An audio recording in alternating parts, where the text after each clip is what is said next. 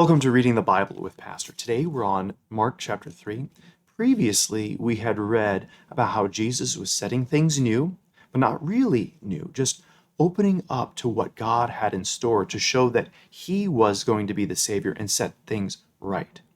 And when we talk about new, we also noticed how He treated the Sabbath in the godly way, in the way it was intended, that Sabbath would serve man and that good would come out of the Sabbath rather than avoidance of doing any work and ability to avoid people or good works as well. As we begin chapter 3, we also see another way that the Sabbath is used and how the Pharisees and other people thought this was not good, that Jesus was coming and doing things that would be great in the eyes of many who had faith, but looked to see to be turning the world upside down and removing their authority. Again, he, that is Jesus, entered the synagogue, and a synagogue is a place of teaching and learning apart from the temple, and men would gather around to discuss and ask questions. And a man was there with a withered hand, and they watched Jesus to see whether he would heal him on the Sabbath. Again, the Sabbath is the seventh day of the week, the day that God rested whenever he created the universe in 7 days. It was a time for rest and worship. And so they watched so that they might accuse him to see if he would do work on the Sabbath. And he said to the man with the withered hand, "Come here."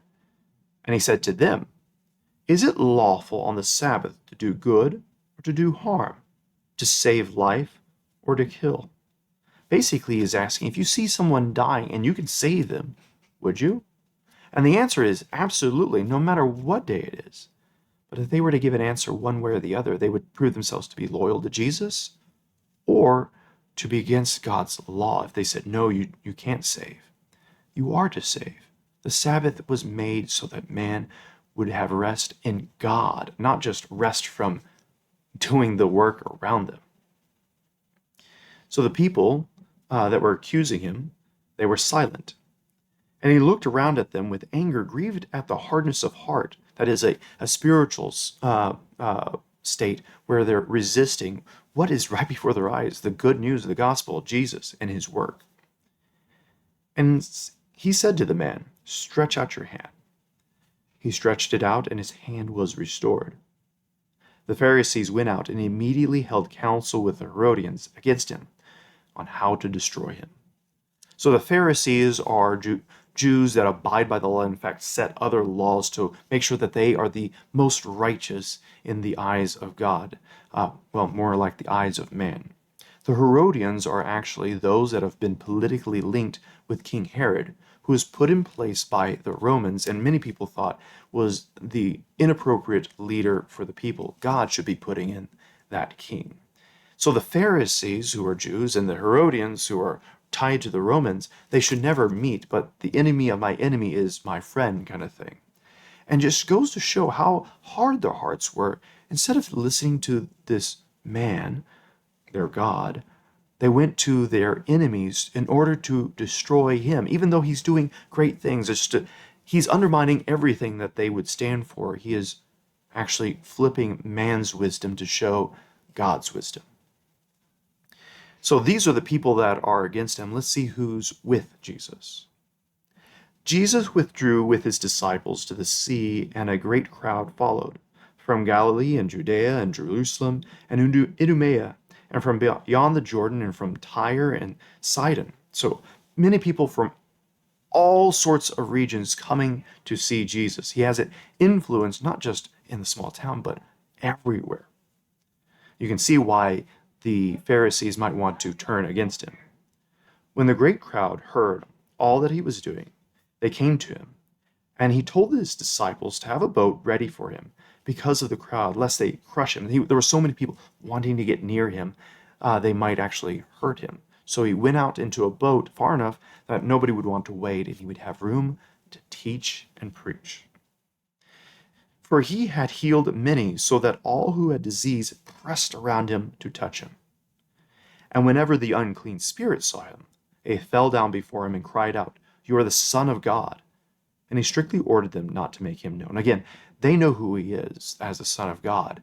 But if they were to speak, they would twist those words such that the people might say, Jesus is a ruler to come. Jesus is this mighty one. But Jesus is the sacrifice for us. That is his main role. His healing, his teaching is all leading towards the cross. And so the evil spirits might twist that. Now, he has a crowd around him, a following, and he also has the inner disciples. And we're going to read about those names here. And he went up on the mountain and called to him those whom he had healed. And they came to him. And he appointed 12, whom he also named apostles, that is, the sent ones. And they were sent out after the ascension to be the ones preaching the good news to the nations, so that they might be with him, and he might send them out to preach, and have authority to cast out demons. He appointed the 12, Simon, to whom he gave the name Peter, and we'll learn about that later, James the son of Zebedee, and John the brother of James, to whom he gave the name Boanerges, that is, sons of thunder. Now, John is the writer of the Gospel of John and also the Epistles of John and Revelation.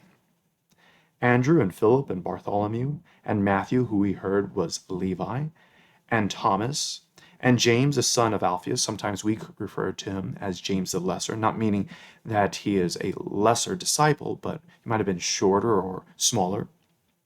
And Thaddeus, whom you might know as Jude, and Simon the Canaanian, and Judas Iscariot, who betrayed him.